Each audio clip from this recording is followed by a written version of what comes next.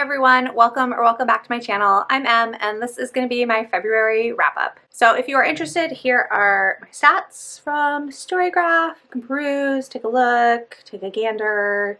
If you're nosy about the numbers like I am, there you go.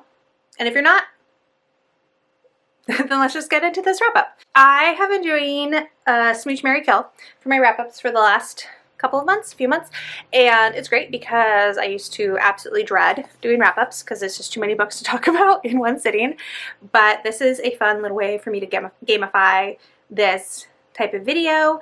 Disclaimer, the book, sometimes I kill books that I really loved. It just kind of depends on what the other books are that are thrown in the mix. Sometimes it's real unfortunate and I draw 3 favorites and then I have to make hard choices. I only read 14 books this month. Not only as in 14 is not like a sufficient number, but I average around 20 to 22 books a month. So only reading 14 is definitely unusual, but as always, you are a reader no matter how many books you read a month. So please don't compare what you have read to what I have read. This is just my primary hobby. It's a thing I do to relax. It's a thing I do to zone out, to escape. I do it when I'm stressed. I do it when I'm happy. I do it when I'm sad. I do it when I'm angry. It's just my go-to thing. So if you've only read 2 books this month, that's awesome. I love that. All right, disclaimers out of the way. Let's get started. So our first trio is going to be Watermoon, All Systems Red, and North and South.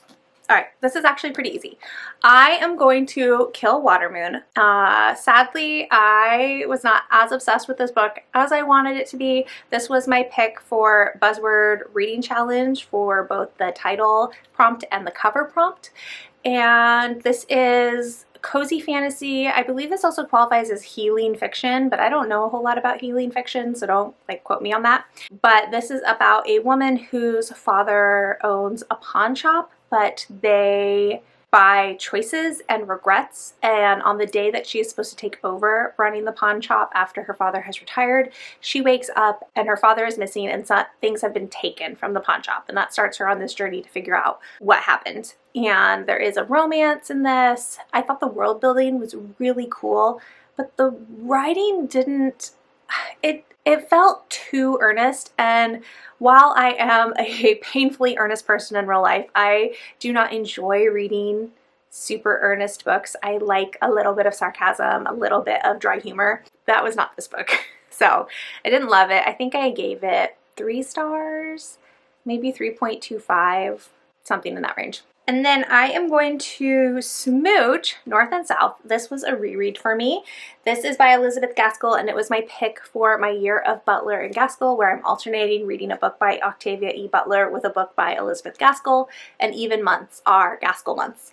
This is a classic set in Northern England, and I compare it to Pride and Prejudice. I think if you like Pride and Prejudice, this has a lot of similar components. We have a romance between a woman and a man where they start off very much on the wrong foot. He proposes prematurely, she rejects him because she doesn't like him very much at that time, and then they grow to appreciate each other more throughout the course of the book. This has a little bit more plot than Pride and Prejudice does. It's actually pretty action-packed. This story is centered around the factories that are in this city and the factory workers and the conditions for factory workers. And there is a strike for the union in this book, so it's really about class, and the plight of the working person sounds very dramatic, but it is. It's about the unfair conditions of factory workers in the 1800s in England. I really love this book. Like I said, this was a reread. I just think Elizabeth Gaskell was such a good writer and so good at constructing a story. And then I'm going to marry All Systems Red by Martha Wells. This is my 30 millionth time rereading this book. It's book 1 in the Murderbot Diaries, and I just love Murderbot with my whole heart. I am Murderbot. Murderbot is me. I also just want to ignore people and enjoy my stories. I just really impulsively mood read this one day. I just needed something comforting and something I knew that I loved, and this is it. And I'll say I got these really nice bind up of the first 2 stories from Tor, and I love the original covers and the hardcover, but there's just something about a floppy paperback. Oh, it was so nice. All right, moving on to our next trio. We have Throne of the Fallen by Carrie Maniscalco, The 100 Years War on Palestine, and The Dead Take the A Train by Cassandra Khaw and Richard Kadrey. Okay, this one's a little bit harder. I guess I'm gonna kill Throne of the Fallen by Carrie Maniscalco. This is romantasy, and it is a series where each of the love interests is a prince of hell, and this guy, I have already forgotten who it was in this one. This was the Prince of Envy, and I'm gonna be honest, I don't remember what happened in this. I read this at the very beginning of February. It was my first book, and now looking at the cover, I could not tell you what the plot of this book was. I remember thinking it was too long, and there was a competition of some kind, and I remember the prince is his court is going mad, and he needs to enter this competition in order to restore the power to his court to save his people. And there's a competition, and the love interest, she's an artist, and that's all I got. I remember having a fairly fun time with it, but obviously it was not something that stuck in my brain very well. So I'm not going to be continuing on in the series. I am not super interested in the couple that is in book 2. I might pop in if she ever gets around to Sloth's book, because I found Sloth fairly entertaining for the little bit that he like popped in. I'm glad I read it though, because I have been really curious about this book and about this series, and now I know. All right, I'm going to smooch The Dead Take the A Train. This is horror set in New York City, and there is an eldritch monster component. I asked for this for Christmas, and my husband very kindly got it for me, and then he tried to read it in January, and he DNF'd it because he said he felt like it didn't have a plot. And I picked it up in February, and he's not wrong. There's not a real plot in this book other than there's this woman named Julie and she's fighting monsters. But it takes a while to figure out who the big bad is. But I freaking loved Julie. She gave me Vi from Arcane vibes from the get-go. This book is also sapphic, and I was so into Julie and following her that I did not care that there was not a plot for a while. So if you are into vibes, if you like a chaotic bisexual main character, if you like a main character who cannot make a good choice to save her life, I think you would also have a good time with this book. I thought the monsters were really cool. I feel like this is like if you've tried The City We Became and wanted something less literary and more chaotic, this book is it. It's supposed to be a duology, but there is no nothing about book 2 coming out anytime soon. But I did feel like this ended fairly wrapped up. This could be read as a standalone. It did not end on a super big cliffhanger. I really liked this, which is great because I've read Cassandra Khaw's short fiction before and it did not work for me. Just like the writing style that they have just didn't, in the short fiction, in the novellas, didn't jive with my brain, but I loved their writing. In this book, I don't know how much of that is Cassandra Khaw being able to switch their writing or how much of it is Richard Kadrey's input, but it doesn't matter. I loved it. And then I am going to marry The 100 Years War on Palestine by Rashid Khalidi, I believe is how you say his last name.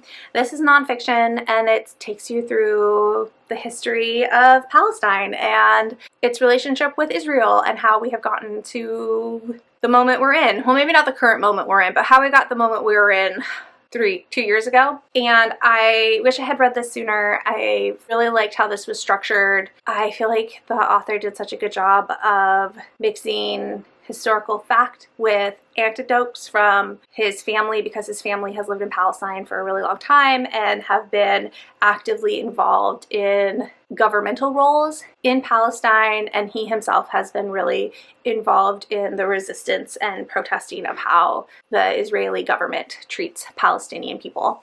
And yeah, I think if you're wanting to learn more, this is a really in-depth, comprehensive way to start. All right, next group is going to be Dungeon Crawler Carl, The Grimoire Grammar School Parent-Teacher Association by Caitlin Rozakis, and Station 11 by Emily St. John Mandel. Ooh, okay. So I am going to Kill Dungeon Crawler Carl by Matt Cinnamon, I think. This is a post-apocalyptic book 1 in a series about this man named Carl and his cat named Princess Donut, who enter into this televised reality TV show run by these aliens who invade Earth and decimate everything. And then the survivors are invited to either participate in this competition or try to survive on Earth without housing or electricity or any of the things that humanity has gotten used to having in order to survive. And I thought this was fun. It was a little long for me. I think if you're a video game person, this will probably hit better than it did for me. This is like a lit RPG book. And I did think it was creative. I did like the writing. I just didn't care enough about Carl or Princess Donut to be interested in continuing on with the series. But I think if you like an adventure book, if you like a survival book, if you like a competition, dare I say this, I think you would probably like this. This has been super popular lately, and I really just read it because I wanted to be in on the hype. And then I'm gonna smooch Station 11 by Emily St. John Mandel. This was a reread for me, but I read it for a sci-fi and fantasy book club that I'm in, and I liked it more on the reread than I did when I initially read it, like back in 2017. It's a long time ago. This is, I'm sure most of you probably know what this is about, but this is also a post-apocalyptic story about some humans who are living on Earth after a pandemic has wiped out a significant chunk of the population, and life is very different than we know it today.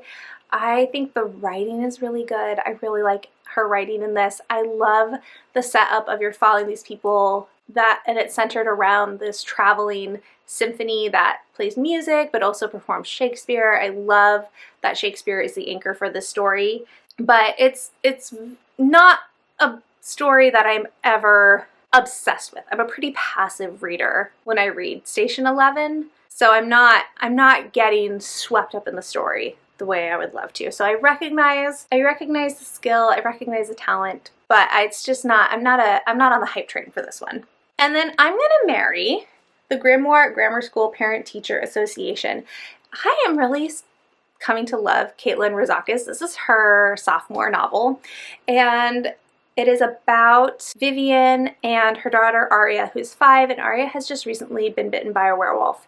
And Vivian and her husband, whose name I've forgotten, Daniel, are totally caught off guard and have no idea that there's even a magical community. And Aria gets accepted into the Grimoire Grammar School, and Vivian is just thrown feet first into parenting a magical child and being involved in the magical community, and is very much an outsider. This book was so stressful for a while because Vivian's just trying, like, it's just, I can't even get into why it was stressful because I feel like that's a spoiler.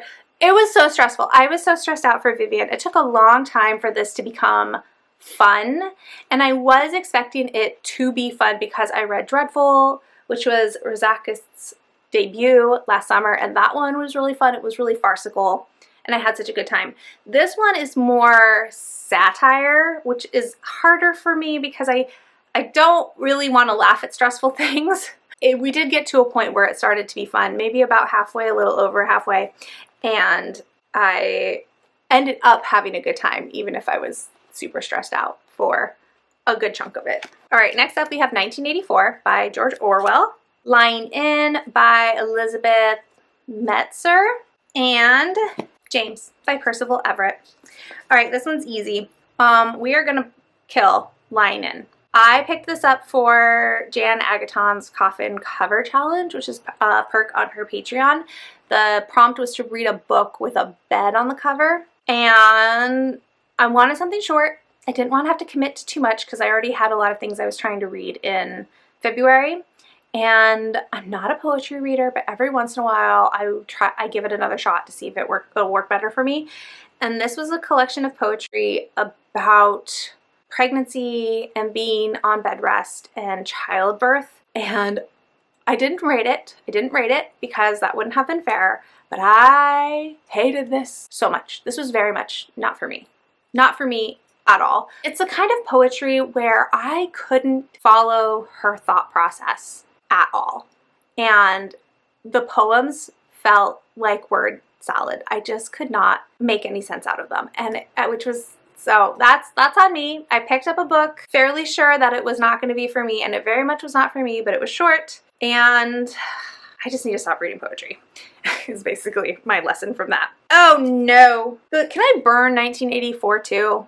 I didn't like it either. It's the downside of this format sometimes. I guess we're gonna smooch 1984, but look, I gave this 2 stars. I did not enjoy this at all. This felt like, I mean, this is a classic dystopian novel about this government entity that's called Big Brother that is, a lot of people are picking this up right now because it mirrors what is going on with the current US administration. And I probably should have read this in high school, but I missed it somehow. And so I read it now for the Betty Pages Challenge Yourself Reading Challenge. But this was just a political lecture, thinly disguised as a novel. And it was too long. It should have been a novella. And it was so boring, and I didn't care. And it didn't feel impactful. It didn't feel prescient in the way it probably should have. I was just bored. And I think it probably didn't feel impactful because like some of the things in the book are things that are happening now. And it just, I don't know. It just didn't have any. It didn't have the gut punch that I was hoping it would have. And it was just boring. So I'm going to smooch it because I can see its importance in literature. I get it, but it was just not for me. And then I am gonna marry James by Percival Everett, which I read for my real life book club. This is a satirical retelling of Huckleberry Finn told from the perspective of Jim, the enslaved man that is in Huckleberry Finn. This is my first Percival Everett book. I really loved his writing and his storytelling. I know I said earlier that satire most of the time doesn't really work for me, but it really did work for me with the way Percival Everett tackled satire, and I really enjoyed James's perspective. The chapters were so short, it was so easy to fly through. I gave this 4.5 stars. I really, really liked it, and I definitely get why it has swept so many awards and was on so many people's best of books for 2024. All right, and we only have 2 books left. We have Blood Over Brighthaven by M.L. Wang and Coup de Grace by Sophia Ajram. So I'm not going to kill anything because I actually really loved both of these books. Oh, they match too. That's kind of nice. I loved these books. These were like 2 of my favorites of the month. So I guess I'll smooch Coup de Grace because I gave this 4.5 stars. This is a horror novella about a man who is on a subway on the way to drown himself after living with like an anxiety disorder and depression for most of his life. And he gets off at a stop and becomes trapped in this labyrinth in the subway system. And I loved the writing so much. Sophia Ajram's writing just hit so hard for me. I really loved the way they phrased their sentences. It's not a full 5 star because every once in a while the writing did feel a little bit like word salad, like Ajram used the thesaurus a little too much. It just feels like instead of the author just writing authentically what they want to communicate, they go to this thesaurus and like try to find a fancier word to make the writing feel fancier. Every once in a while it felt like that, but otherwise I loved it so much. The writing worked so well for me. I really loved the labyrinth and what it had, like what this book had to say about queerness and about depression and about just existing in this world. There is quite a bit of body horror in this, which I was not prepared for, but I really liked. And then there was like a structure technique toward the end of the book that I was not anticipating and I really, really enjoyed. So this was a huge hit. I loved this so much. But I did love Blood Over Brighthaven more. So this is my Mary. And this is dark academia. Magic system in this book is so cool. This book is it has themes of colonialism and racism and bigotry and sexism. And in the vlog where I read it, I compared it to Babel. I think if you like Babel, you would like this. They both tackle similar themes and subjects, but in slightly different ways. And this is my first ML Wang. I don't think I'm going to go back and read Sword of Kaigen because the main character in that is a mother, and I don't think I want to do that to myself. But this is a fantastic standalone fantasy, and I loved the ending.